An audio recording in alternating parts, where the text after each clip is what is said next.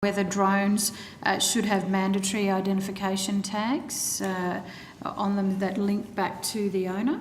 So, Senator, I think it's probably a better question for the Civil Aviation Safety Authority. In terms of Sure. ATSB, it's important that we're independent and whatever the rules made by CASA, that we're independent to investigate the circumstances surrounding any incident. All right. Mr Hood, can I just take you back to... Can I just put a little qualifier on that? But it would be helpful in the event of an event in the course of your investigation that you could identify the unit. Absolutely, Senator, it would be very helpful. I think that was the burden of the Senator's question. Sorry, Senator. Okay. Can I just take you back to those statistics that you gave me earlier? You said you've completed 5 investigations. Would you share with the committee what the outcome of those investigations Certainly, were? Senator. They're publicly available, as are all our reports on the website, and I'd be happy to provide those to the committee. Okay.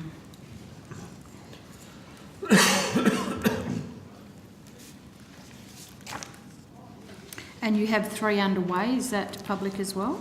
The 3 the notifications of those investigations are on our website, so the public know that we're investigating. Okay. 1 involves the loss of a drone at Ballina, Yep. and 2 in Victoria. Okay. Could I just ask, Mr Hood, your views, have they been sought on recent regulatory proposals in this area in terms of drones? So, Senator, the way the CASA regulatory system works is they issue an NPRM, which is a notice of proposed rulemaking. That's publicly advertised, and submissions are sought. Certainly from the rulemaking and CASA's perspective, we are able, as are other government agencies, drone companies and the general public, to provide input to the rulemaking process. In this particular case, I don't think we provided an input to the NPRM. Why is that? I'm not certain, Senator, that was before my tenure. I can answer that. Dr. Godley? So for 2 reasons. Well, one is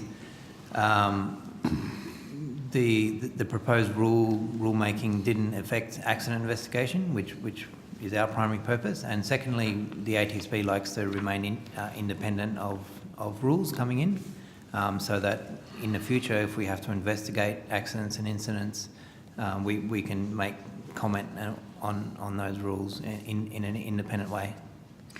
So going forward, would you stay consistent with that view, or would you at some point feel that you have to then start contributing? Well, I think, looking in the past, we've always been consistent that way. Over the many years I've been involved in ATSB, we've never commented on NPRM unless it actually affected our ability to investigate accidents and incidents.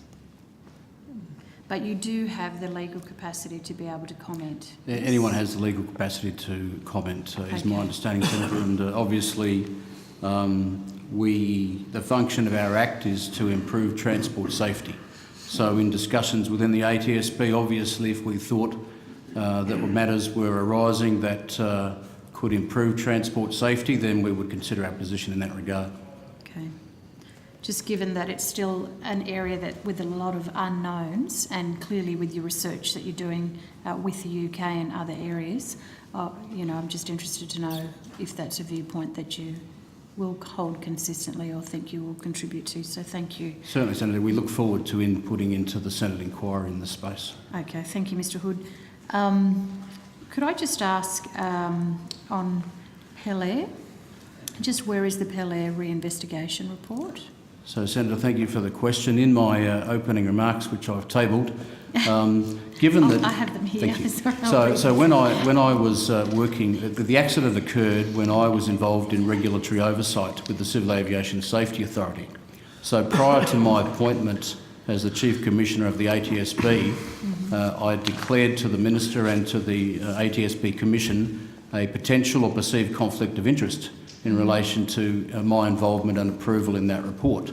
So with that in mind, the proposal I put forward to the Minister and to the Commission is that Captain Chris Manning would be the Commissioner that would be responsible for the ongoing approval and release of that report. So Captain Manning In fact, as a result of this committee, I think, and the ASRR, the Aviation Safety Regulatory Review, which recommended the appointment of an aviation commissioner. Well, Captain Manning is the first aviation commissioner of the ATSB. He's the former chief pilot of Qantas and the former president of the Australian International Pilots Association. So he's very well qualified in this area. So in respect to my conflict of interest, or perceived or potential, I'd like Captain Chris Manning, and the other aspect is being cared for by Pat Hornby, who's the manager of our legal services. So any questions, I'll defer to those two. Sure.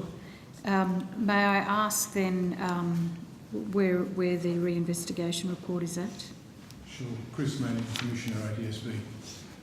An investigation update was put on the ATSB website yesterday, and that goes into a timeline and to what's been done. It's a significant update. Okay. What it says is the draft report, which is the first iteration, should be ready, and I expect will be ready early January. Okay. That the commission, then the three commissioners look at it. That normally takes a week, but this report is in excess of 300 pages. So I'll have my speed reading glasses on. Okay. So that'll, assuming that the report passes that step, it then goes to the directly involved parties, who are people and companies directly affected by the report. They normally get 28 days to reply, but it's not unusual to ask for an extension, and especially in the January-February area and the length of this report, it wouldn't surprise me if they had an extension.